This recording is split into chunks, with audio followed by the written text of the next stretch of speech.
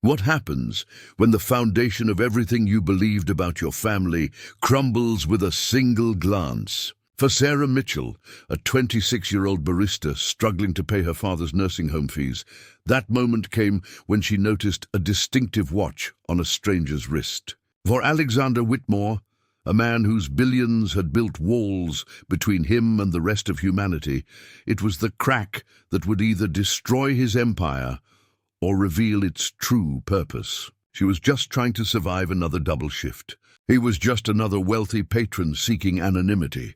But when she recognized the antique timepiece, identical to the one her father treasured above all else, a whispered observation would unravel a web of deception spanning 4 generations. This isn't a story about coincidence. This is about how a single moment of recognition exposed the theft of a man's life's work, the silencing of a brilliant inventor, and the secret that one of America's most powerful dynasties thought was buried with the dead. The morning rush at Café Luna was a symphony of chaos that Sarah Mitchell knew by heart. Steam hissed from the espresso machine, cups clinked against saucers, and the steady murmur of caffeine-dependent conversations filled the small downtown coffee shop.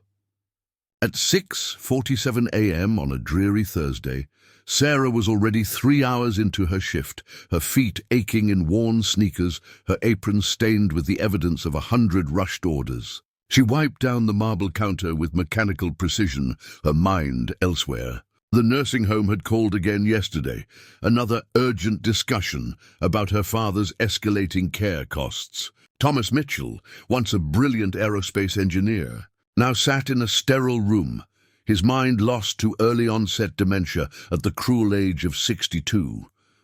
The man who had once designed guidance systems for satellites now struggled to remember his daughter's name.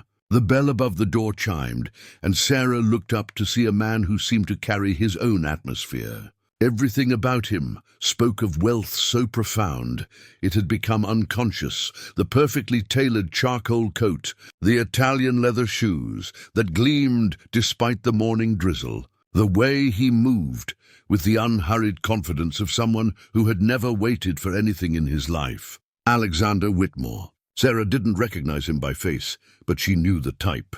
The kind of customer who ordered a simple black coffee but somehow made the entire café feel smaller by his presence. He chose a corner table away from the windows, away from the other patrons who instinctively gave him space. When Sarah approached with her order pad, he barely glanced up from his phone.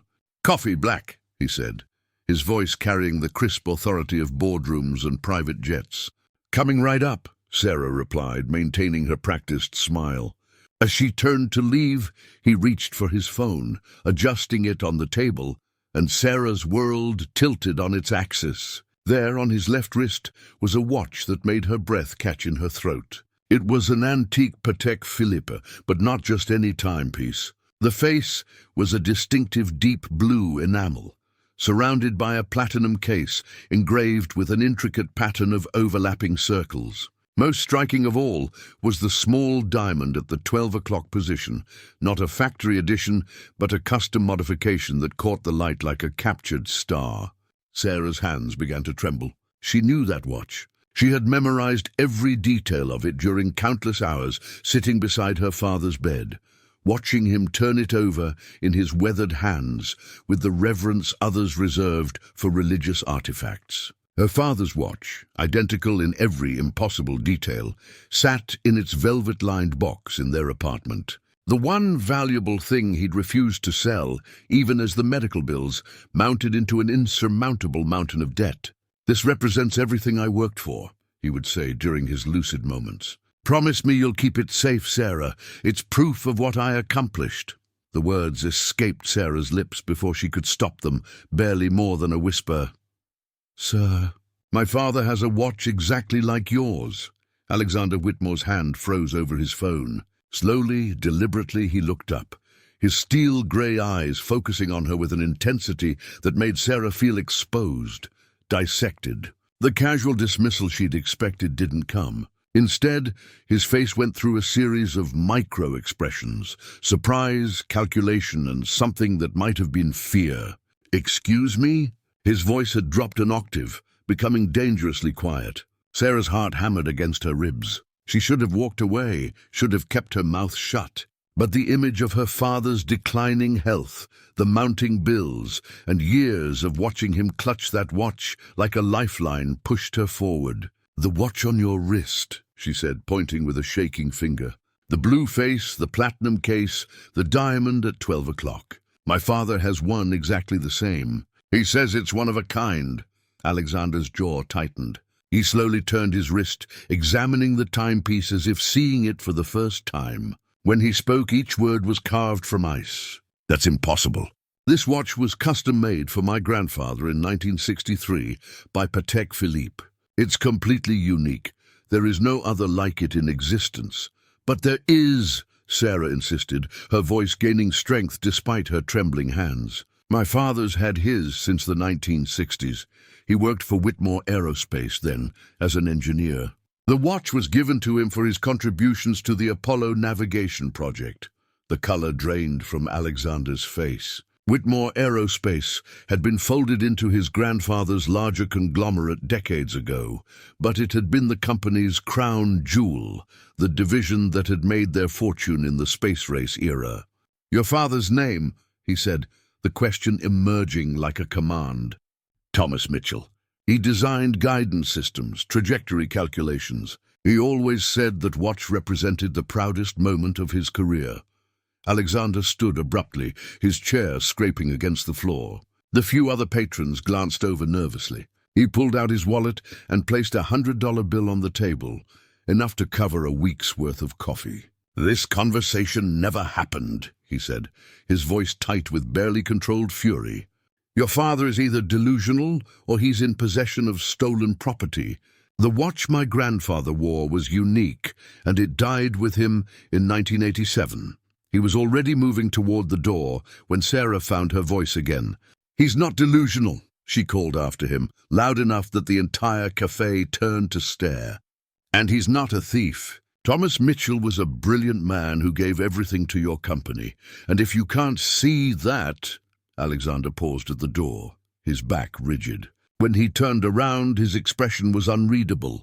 "Prove it," he said simply, and walked out into the grey morning, leaving Sarah standing in the middle of the cafe with a $100 bill that felt like 30 pieces of silver. The drive to the nursing home felt endless. Sarah's hands gripped the steering wheel so tightly her knuckles had gone white, Alexander Whitmore's words echoing in her mind like a curse. Stolen property, delusional. The casual cruelty of his dismissal burned in her chest, but beneath the anger was something worse, a cold thread of doubt. She found her father in the activities room, staring out the window at a garden he couldn't name. Thomas Mitchell had once been a giant of a man, broad-shouldered and commanding. Now he seemed folded into himself, diminished by the disease that was stealing pieces of him every day. "Dad?" Sarah pulled a chair close to his. "It's Sarah, your daughter." His eyes, still the same warm brown she remembered from childhood, turned to her with a flicker of recognition. "Sarah! My bright girl." His voice was soft, uncertain. "You look tired?" "I'm okay, Dad. I wanted to ask you about your watch." "The Patek Philippe." Something changed in his expression, a sharpening as if the fog in his mind had temporarily cleared. His hand went instinctively to his wrist, finding only bare skin. "The watch." "Where is the watch?" Panic crept into his voice. "It's safe, Dad. It's at home. But I need you to tell me about it. Where did you get it? Who gave it to you?" Thomas's brow furrowed with concentration, his hands working nervously in his lap. "The watch. It was for the calculations. The trajectory calculations for Apollo 11. I solved the problem that had been stumping the team for months. The orbital insertion sequence." His voice grew stronger as he spoke, as if the memory was pulling him back from the void. "Charles Whitmore himself came to my office. He said I had saved the mission, saved the company. The watch was a token of gratitude, custom-made, he said. One of only 2 in existence. The other was his own." Sarah's blood chilled. 2 watches. Alexander had been wrong, or he had lied. "Dad, what happened after that? Why did you leave Whitmore Aerospace?" The clarity in his eyes began to fade, confusion creeping back in. There was trouble. Men in suits. They said I had signed papers, agreements. But I would never. His voice trailed off, and he looked at Sarah with the lost expression she had come to dread.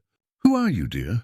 Are you one of the nurses? The knife twist of his forgotten recognition was familiar, but it never stopped hurting. Sarah squeezed his hand gently. I'm Sarah, Dad. I'm your daughter, and I'm going to make sure everyone remembers what you accomplished. That evening, Sarah sat in her cramped studio apartment with her father's watchbox open before her. The timepiece caught the lamplight, its blue face seeming to hold depths like a midnight ocean. She photographed it from every angle, noting details she'd never paid attention to before. The serial number etched in microscopic text, the intricate engraving on the caseback, the way the diamond seemed to pulse with its own light. She spent hours researching online, diving deep into Patek Philippe's archives, the history of Whitmore Aerospace, and news articles about the Apollo program. What she found made her stomach turn. Thomas Mitchell's name appeared in several technical journals from the late 1960s, credited with breakthrough work in spacecraft navigation. But in the official histories of the Apollo program, his contributions were attributed to the Whitmore Aerospace team as a whole. His individual genius had been absorbed into the company's collective achievement. More disturbing were the patterns she discovered. Other engineers who had worked for Charles Whitmore during that era had left abruptly, often after signing comprehensive non-disclosure agreements. Some had moved across the country, changing careers entirely. Others had simply vanished from the public record. Her phone rang at nearly midnight. The number was blocked, but something compelled her to answer. Miss Mitchell. The voice was Alexander Whitmore's, but stripped of its earlier authority. He sounded tired, uncertain. I've been thinking about our conversation. About your father.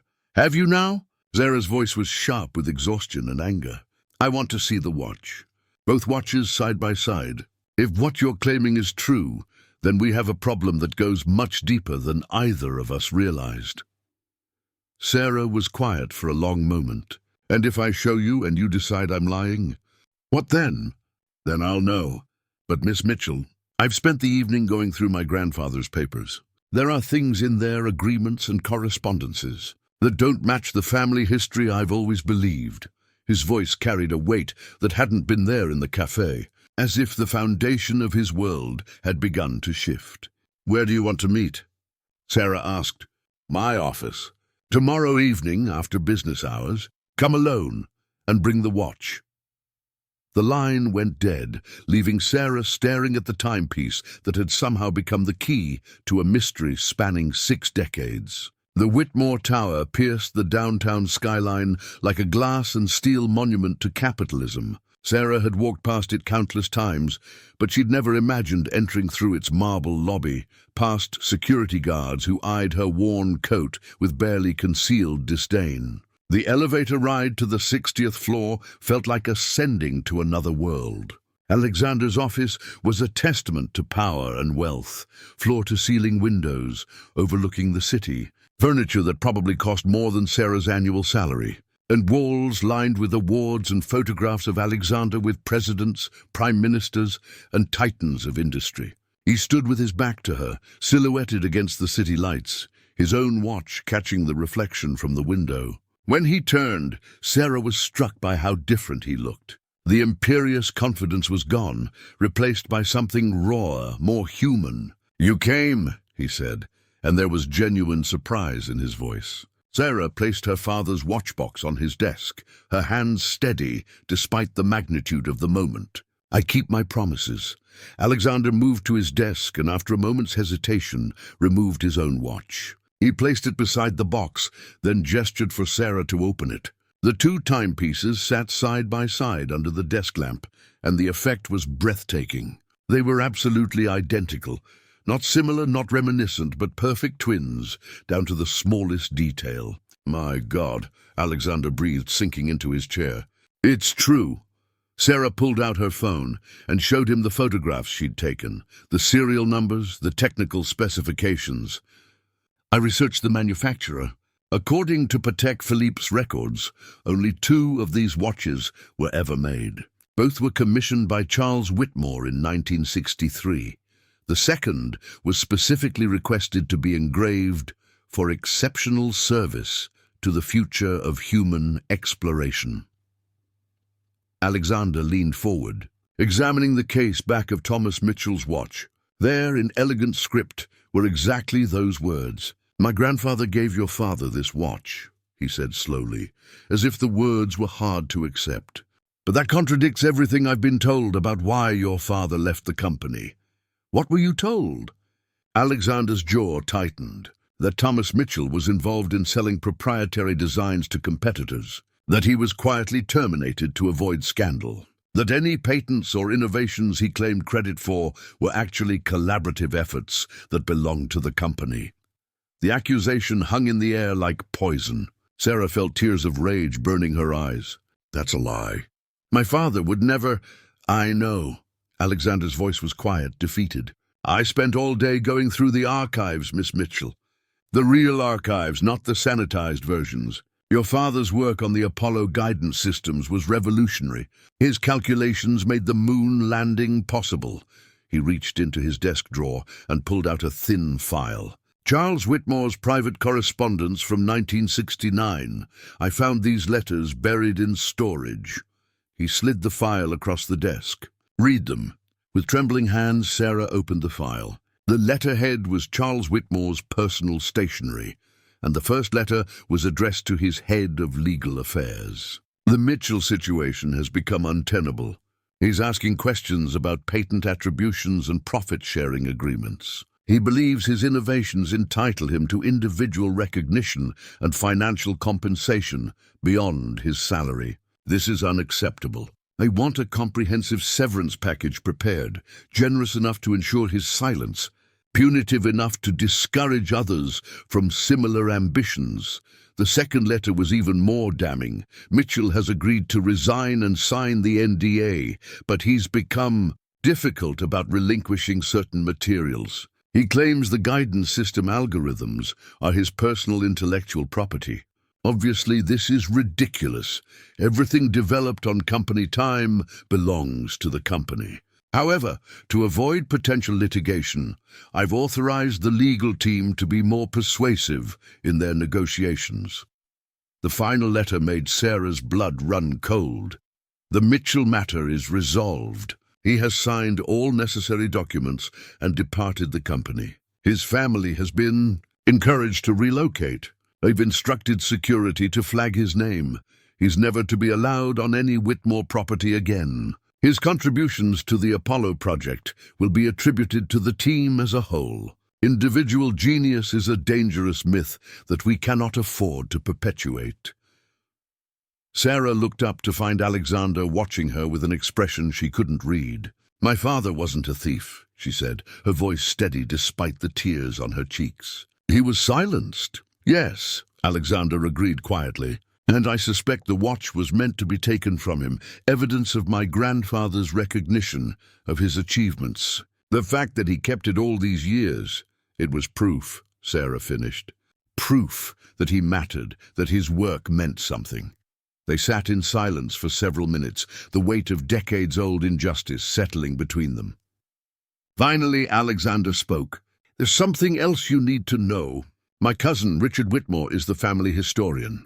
He's been pushing for a biography of my grandfather, a celebration of his legacy. Richard approached me last month about accessing the private archives." Alexander's expression darkened. "I told him no, that some family history should remain private. But now I'm wondering if he already knows about your father.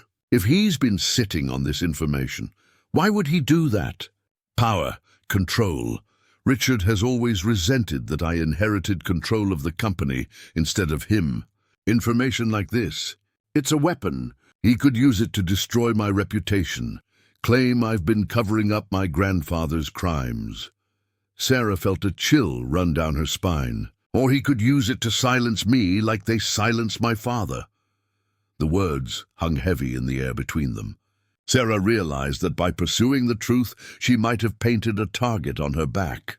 Alexander stood and moved to the window, his silhouette once again framed by the city lights. "Miss Mitchell, Sarah, I want to make this right. I want to restore your father's legacy, to acknowledge what he accomplished.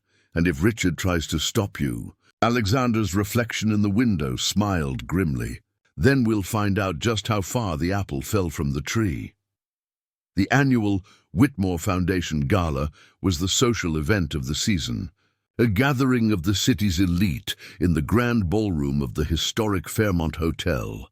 Sarah had never imagined she would attend such an event, but Alexander had insisted. "If we're going to expose the truth," he'd said, "it needs to be in front of witnesses who matter." Sarah felt completely out of place in her borrowed evening gown, a simple black dress that had cost more than her monthly rent. But as she stood beside Alexander, watching the city's power brokers mingle over champagne and canapes, she felt a fierce determination burning in her chest. Thomas Mitchell couldn't speak for himself anymore, but she could speak for him. Richard Whitmore held court near the main stage, regaling a group of admirers with stories of the family's illustrious history. He was a portly man in his 50s with thinning hair and the soft look of someone who had never worked with his hands. When he spotted Alexander and Sarah approaching, his smile became predatory. "Alexander, my boy," Richard boomed, his voice carrying the practiced joviality of a career politician. "And who might this lovely young lady be?" "Richard, I'd like you to meet Sarah Mitchell. Her father, Thomas Mitchell, worked for grandfather's aerospace division." Something flickered in Richard's eyes, too quick for most people to catch, but Sarah saw it. Recognition followed immediately by calculation. Mitchell, Richard mused, tapping his chin theatrically. "The name sounds familiar. Didn't we have some trouble with an engineer by that name? Industrial espionage, if I recall correctly." The casual cruelty of the lie, delivered with such practiced ease, hit Sarah like a physical blow. But before she could respond, Alexander stepped forward. "Actually, Richard, that's exactly what we need to discuss, publicly." Alexander moved to the microphone at the front of the room, tapping it gently to get the crowd's attention. The conversations gradually died away as 200 of the city's most influential people turned their focus to him. "Ladies and gentlemen, thank you all for coming tonight to support the Whitmore Foundation's mission.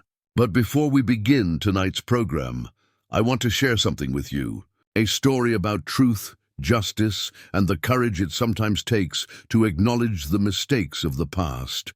Richard's face had gone pale, but his smile remained fixed in place. Sarah felt her heart pounding as Alexander continued. "In 1969, a brilliant engineer named Thomas Mitchell developed the navigation algorithms that made the Apollo 11 moon landing possible. My grandfather, Charles Whitmore, recognized his genius by presenting him with this." Alexander held up his grandfather's watch, the blue face catching the ballroom's crystal chandelier light. But then something happened. Thomas Mitchell began asking questions about recognition, about proper attribution for his work. And my grandfather, rather than sharing the credit, chose to silence him, to force him from the company and erase his contributions from history. The ballroom had gone completely quiet. Sarah could see shock on some faces, calculation on others. Thomas Mitchell spent the rest of his life in obscurity, his genius wasted, his reputation destroyed by lies and intimidation. He now suffers from early-onset dementia, barely able to remember the daughter who has fought tirelessly to preserve his legacy. Alexander gestured to Sarah, who stepped forward on trembling legs. "Sarah Mitchell is here tonight not asking for charity, but demanding justice. Her father's work deserves recognition. His name deserves to be restored to the history books." Richard finally found his voice, striding toward the microphone with an expression of paternal concern. "Alexander, I think you've been misled by some very creative storytelling. The Mitchell case was thoroughly investigated at the time. The man was unstable, making wild claims about work that was clearly collaborative. Is that why my grandfather had him followed?" Alexander cut him off, producing a folder from his jacket. "Is that why there are surveillance reports on Thomas Mitchell's family in the company files? Why there are records of persuasive negotiations and instructions to ensure his permanent silence. The papers in the folder weren't just the letters Sarah had seen. Alexander had found more. Reports from private investigators, financial records of payoffs to former employees, even photographs of Thomas Mitchell and his family taken without their knowledge. Richard's composure finally cracked. "You don't understand the bigger picture, Alexander. Sometimes difficult decisions have to be made to protect the company, to protect the family legacy, by destroying innocent people." Sarah's voice carried clearly across the silent ballroom. "By stealing credit for work that could have changed the world.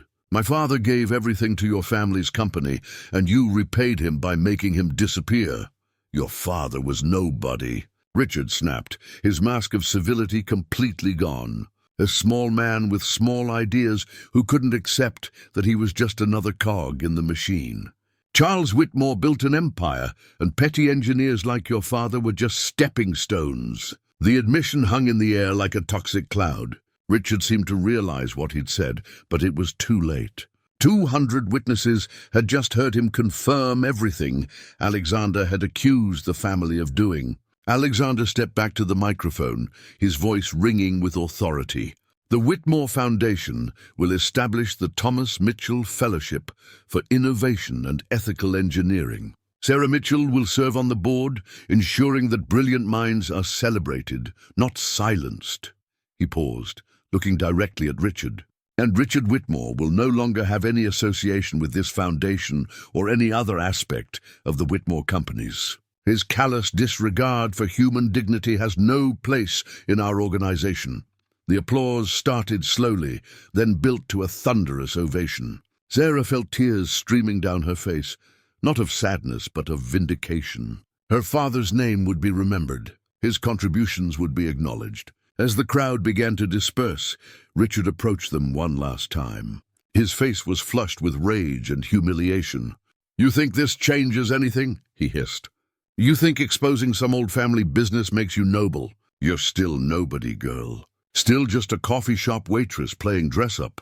Sarah looked at him with calm dignity, thinking of her father's gentle hands turning the watch over and over, remembering the moment when his mind was clear enough to tell her about solving the problem that had stumped entire teams of engineers. "You're right," she said quietly. "I am a waitress, and my father was an engineer, but we're also the people who keep the world running, while men like you take credit for our work. The difference is now everyone knows it." Richard opened his mouth to respond, but no words came. He turned and walked away, his shoulders hunched in defeat, leaving behind a legacy of greed and cruelty that would follow him for the rest of his life. 6 months later, Sarah stood in her father's room at the nursing home, holding both watches, his and Charles Whitmore's, side by side. Thomas Mitchell's condition had continued to deteriorate, but today was one of his good days. His eyes were clear, focused on the timepieces with something approaching wonder. "2 watches," he murmured, his voice soft but certain. "I remember now." Charles said they were symbols of partnership. One for him, one for me. A recognition that great achievements require great minds working together. He looked up at Sarah, and for a moment she saw the brilliant engineer he had once been. But he forgot, didn't he? He forgot that true partnership means sharing the credit, not stealing it. "Yes, Dad, but people remember now. Your name is on buildings, on scholarships, in history books. You're not forgotten anymore." Thomas smiled, the expression transforming his face back into the father she remembered from childhood. "Good, that's good." He paused, looking out the window at the garden, where a bronze plaque now bore his name, and the inscription, "For exceptional service to the future of human exploration." "Sarah?" "Yes, Dad? I'm proud of you. For fighting, for not letting them bury the truth." Sarah squeezed his hand, feeling the fragile bones beneath paper-thin skin, but also sensing the strength that had never truly left him. "I learned from the best, Dad. You taught me that truth matters, even when it's inconvenient for powerful people." As the afternoon sun streamed through the window, illuminating both watches with golden light, Sarah reflected on how a single moment of recognition had unraveled decades of lies. Her father's legacy was secure now, his contributions acknowledged, his genius finally given the recognition it deserved. The story of Thomas Mitchell reminded her that every family has its secrets, and sometimes it takes the courage of someone on the outside to bring hidden truths to light. In a world where wealth and power often silence those who dare to speak truth, Sarah Mitchell had proven that integrity, persistence, and love for family could overcome even the most entrenched conspiracies. Her father's watch ticked steadily on, keeping perfect time, marking moments that would now be remembered not as footnotes in corporate history, but as the achievements of a brilliant man who deserved so much more than he received, but who finally, at last, had been given his due. If this story of justice, family loyalty, and the power of one person's determination to honor her father's legacy moved you, what would you have done in Sarah's position? Would you have had the courage to challenge a powerful family's version of history? Share your thoughts and like this story if it resonated with you. Don't forget to subscribe for more tales of ordinary people doing extraordinary things in the face of overwhelming odds.